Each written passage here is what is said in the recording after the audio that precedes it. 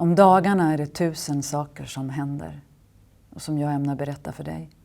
I synnerhet den första tiden, då det är så mycket som jag ser.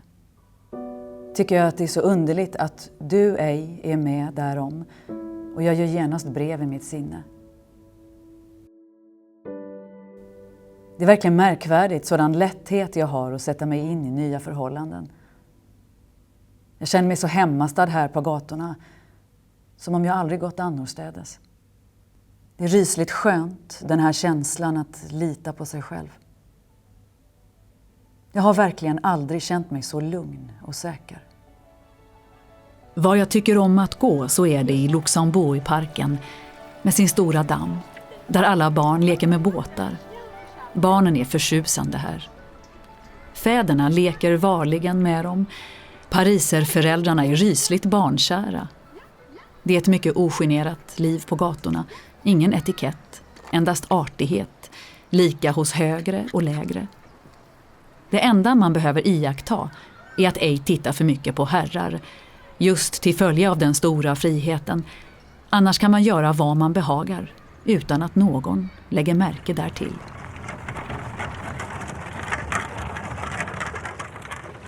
Vi kuskade omkring på förmiddagen alldeles förfärligt, och det var ett mycket bra tillfälle för mig att se Paris. De andra kände ej till en enda smula. Därför var jag ciceron, fast jag ej heller hade reda på mycket. Vi tog en droska och for ner.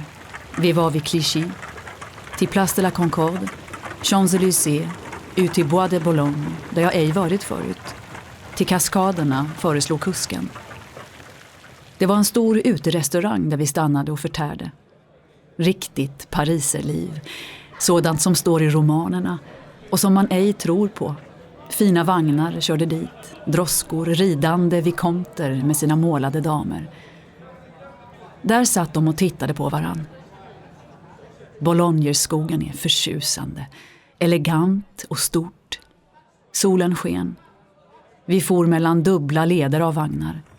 Jag har aldrig sett så mycket folk på en gång. Om du hade en karta kunde du följa med mina beskrivningar. Fast det är ett dåligt surrogat.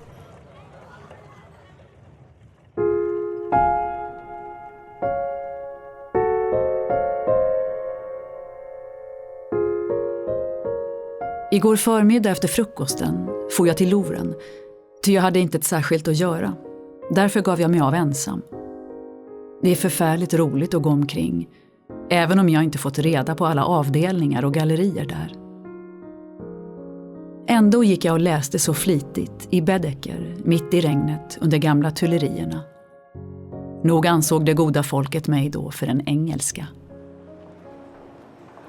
Eva skulle också handla idag, varför vi gick in i Bon Marché. Där kunde man verkligen bli tummelmusk i huvudet. 3 gallerier på varann, 1000 avdelningar, men en ryslig ordning. Det intar ett helt kvarter, och så alla biträden som springer omkring. Flickorna alldeles svartklädda och smala om livet som getingar. Har du läst Damernas paradis av Zola? Jag tänkte på den där inne. Eva har blivit så fin, klippt en stor lugg på sig, det klär henne utmärkt. Köpt en vårdligt stilig hatt och kappa. Och ser ut som en 1000 jävla fransyska. Ivan ville visa mig de fina kokotterna. De brukar komma in på Café Américain. Därför drack vi kaffe där. Samtalstonen mellan herrar och sådana damer här är fullkomligt oklanderlig. Alldeles som med fina damer. Sättet är alltid artigt hos fransmännen, sa Ivan, och det är det som skiljer detta umgänge från tonen hemma, där nöjet består i att säga klumpigheter åt sådana damer. Man ser heller aldrig några scener eller något sådant. Det går gentilt till. Så gick vi på Folie Bergère, och där fick vi se den sortens folk, både på och utom scen.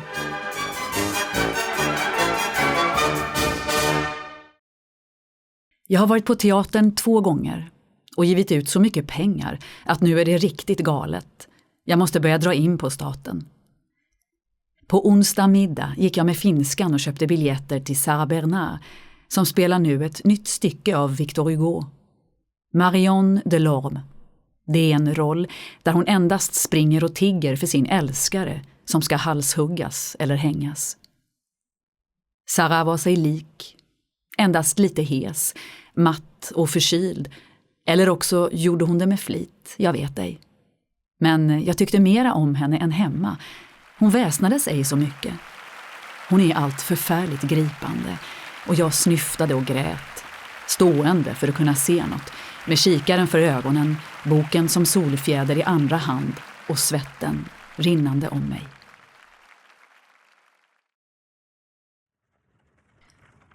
I veckan tänker vi gå ut med några finnar som kommer hit till Pasteur, skickade av staten. De har blivit bitna av en galen hund. Sällskapet består av 4 jungfrur, en 4-årig gosse och en liten tidningspojke. Alla mår bra och roar sig alldeles ofantligt. Tidningspojken i synnerhet. De har en finsk läkare med sig. I Helsingfors är det nu 2 partier. Ett som tror att hunden var galen och ett som säger att han ej var det. Men inte ett dera tror på Pasteurs förmåga. Finskan, Caroline och jag gick till Pasteur för att titta på finnarna häromdagen. Vi gick in bara, där han bor nära Pantheon. På en stor gård ligger ett litet hus. Genom en liten dörr kommer man in i ett litet blygsamt bås. Det var väntrummet och det lilla huset var den store mannens privatbostad. Han som nu är på modet i Paris. På gården och i det lilla rummet trängdes alla vargbitna, hundbitna och kattbitna. Däribland en hel massa ryska bönder, gubbar och gummor, förfärligt stiliga att se på. Italienare, fransmän och alla nationer. Våra finnar med sin doktor. En stor åbäke i Nordbo, knölig som en ek och orörlig som ett berg. Då visade sig Pasteur i en liten dörr till ett annat litet rum där hans hantlangare stod och stack in giftet på patienterna. Det gick på ett ögonblick. Själv gjorde han inte ett annat än ropa på var och en vid namn. Han är en liten färm, gemytlig och ful gubbe. Vi var där och gapade tillsammans med Zola, som vi fick sikte på i ett hörn, försjunken i sitt betraktande av ryssarna. Han ska naturligen vara med om allt modernt. Han är mycket ful, har författarnacke och glasögon. Först gick jag till Colarossis ateljé och anmälde mig till imorgon. Jag får så länge låna fröken Lagerkrans målarredskap. I början går jag endast en seans, det vill säga från 8 på morgonen till 12 för att kunna se mig omkring samtidigt. Konsten behandlas ej här så skyggt och ceremoniellt som hemma. Här springer ej modeller bakom en skärm och klär på sig en skjorta, utan konverserar och värmer sig framför kaminen. Det går så långt, åtminstone tycker jag det är långt gången, men det beror på vanan, att kvinnorna poserar även när de har sina saker. Häromdagen ville de andra att flickan ej skulle få ha en handduk på sig en gång. Men det fick hon då äntligen. Men jag vet, de står utan och även ibland med duk. För herrarna och på École de Beaux-Arts, då får det rinna efter benen. Det tas så naturligt. Även arbetar herrar och fruntimmer här tillsammans efter nakenmodell. Courtois flyger igenom ateljén, men den korta blick han kastar på ens alster är så skarp och genomträngande att man blir alldeles handfallen. Han förefaller ej fransk alls, fast han talar förtjusande vackert och är rysligt lättförstådd och enkel. Han är lång, ljus och osnobbig i högsta grad, ser bra ut. Jag har nu bundit mig för en längre tid vid ateljén här och är nöjd därmed, ty jag tycker allt mer och mer om mina lärare, i synnerhet Dagnon. Det är bestämt den bäste man. Han intresserar sig så mycket för sina elever, vilket inte Courtois visar så mycket. Courtois är en stilig karl, sa jag åt finskan. Ja, men Dagnon är en bättre människa, svarade finskan. Vi råkar nu alltid i konflikt vi två, fast vi kanske i grund och botten menar detsamma. Så har nu hit kommit en Forte, en österrikiska gift med en engelsman som också målar. Han arbetar hos herrarna inunder. Hon ser mycket behaglig ut. Kom först idag, men jag tycker redan om henne. Nya kommer förresten nästan varje vecka och andra går. Många fruar lär här vara, mest amerikanskor, som farit från sina män eller vars män är döda. Några fransyskor är här, däribland 3 parisiskor. Som inte kan komma de dagar läraren är här. Smala liv, siden, puder och sammet. En 17-årig oskuld som säger att hon ska gifta sig nästa år och ljuger ihop något hemma för att slinka med oss på restaurangen. Något som jag ej tillät henne. Dessa ritar av i stort sett fotografiporträtt av unga herrar med svarta mustascher och hattar på sned. En hade en knähund med sig som låg i knät då hon ritade, men så kom den i konflikt med en annan racka som ägs av en tyska och engelska i kompanj. Dessa 2 är inseparabla. Då kördes den ena rackan bort. Jo, här finns roliga figurer, ska du tro. Idag var jag efter frukosten hemma och hämtade Ingeborg Westfält och vi var i Tulleriträdgården med våra färgskrin. Det är nu alldeles grönt, nästan för mycket, nu i början, ty grönskan är så skarp och så monoton i färgen, men det går över efter några dagar. Jag målade just ingenting utmärkt. Tänk ändå sitta i den mest centrala delen av Paris, i en så besökt plats, och ändå bli så lite störda. Vi satt också bra i ett hörn av en gallerport. Men inte skulle det gå i Stockholm, tror jag. Detta är motivet. Du kan ej se mycket av detta.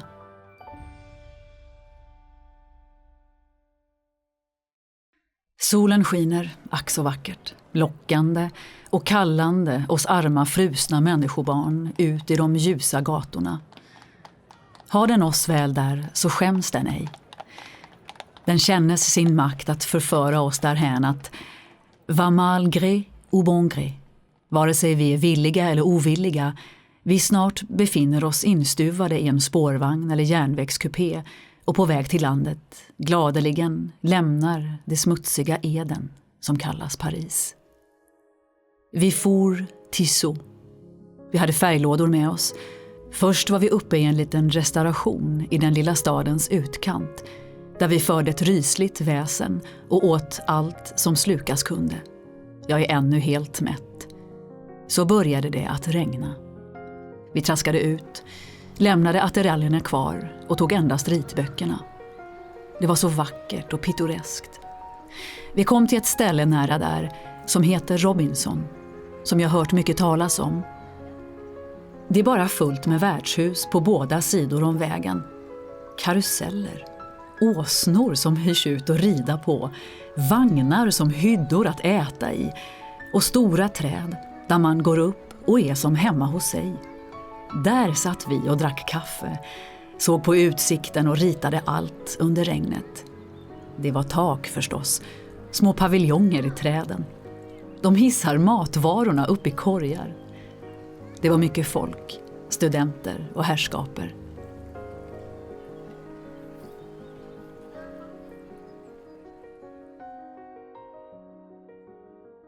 Dick är nu så uppe i sin tavla magnetismen. Han går på hospitalen för hypnotismen och läser böcker om det. Nå, det har ju alltid roat honom. Jag tror han får in något rysligt stiligt i den. Åtminstone ser det ut så på utkasten. Jag ska sitta på tavlan. Han tog genast löfte av mig att sitta modell endast några gånger och stirra genom lorgnetten på akten. Han håller starkt på mig och tänkte redan förra året bedja mig därom. Jag kunde ej neka, va?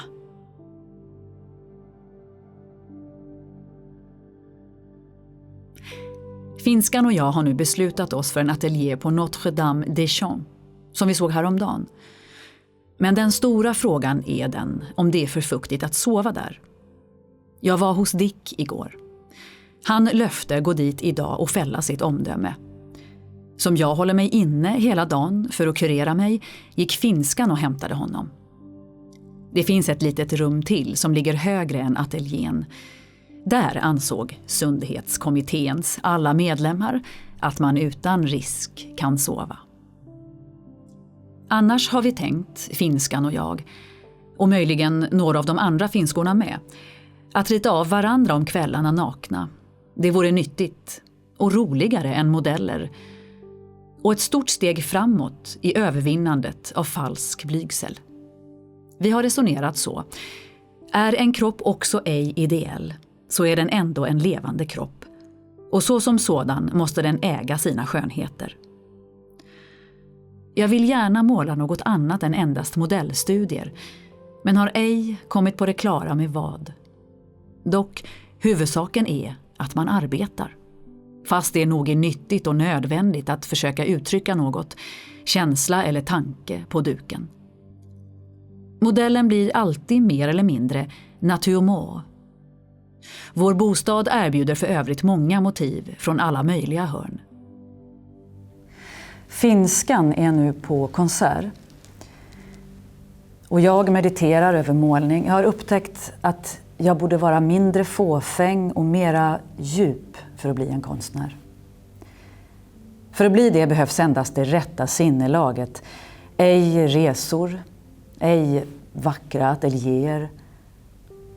Och för att åstadkomma något verkligt bra måste man först och främst glömma expositioner och kritik.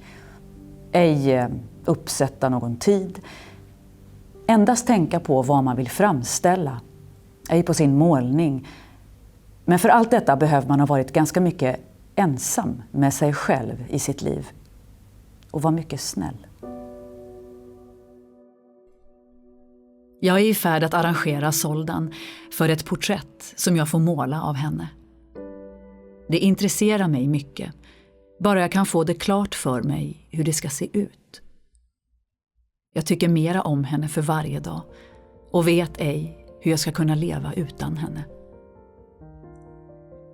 Jag har nu beställt duk till finskans porträtt, vartill jag gjort en skiss.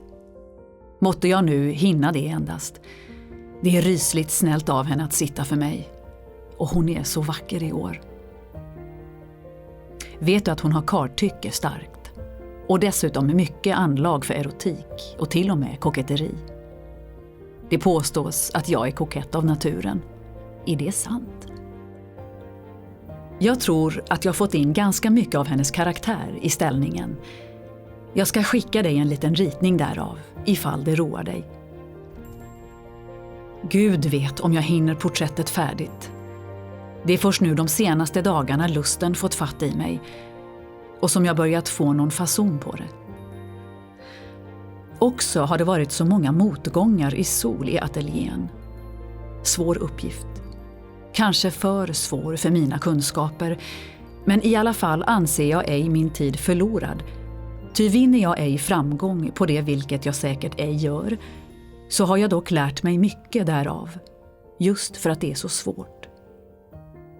Nu tänker jag arbeta som en häst de återstående dagarna, och då blir jag så trött på kvällen att jag ej orkar skriva.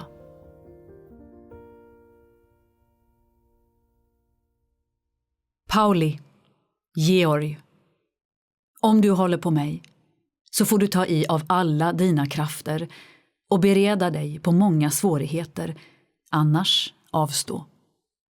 Om ditt högmod blir sårad så blir du kanske arg, tar din hatt och går. Gör ej så. Hjälp mig. Jag har ingen kraft. Det värsta är att jag tycker att alla parter har rätt från deras synpunkt sett och jag har så svårt att göra någon emot. Pappa tar saken så omöjligt och tycker att det bara är elände. Mamma är som jag. När jag talar ensam med henne är hon på min sida. När pappa talar är hon på hans. Men mitt hopp vilar ändå på henne. så jolmar de något om min konst som ska gå åt fanders och mitt arbete som blir störd i vinter och så vidare. Pappa vill att jag skulle säga att jag ville dö om jag ej fick dig. Men det vore att ljuga. Dö?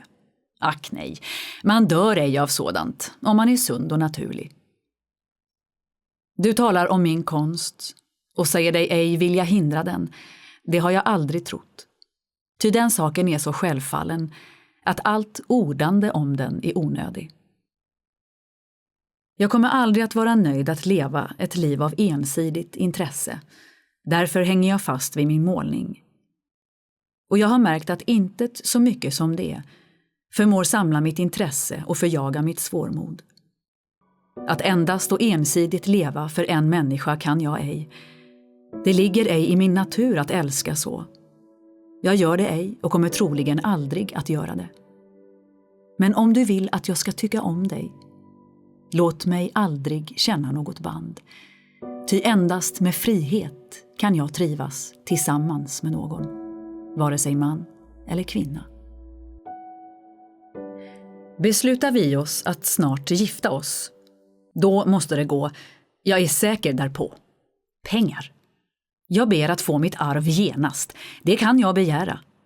Och sedan har ingen med mig att göra, jag är inte ett barn, blev myndig vid 21 år.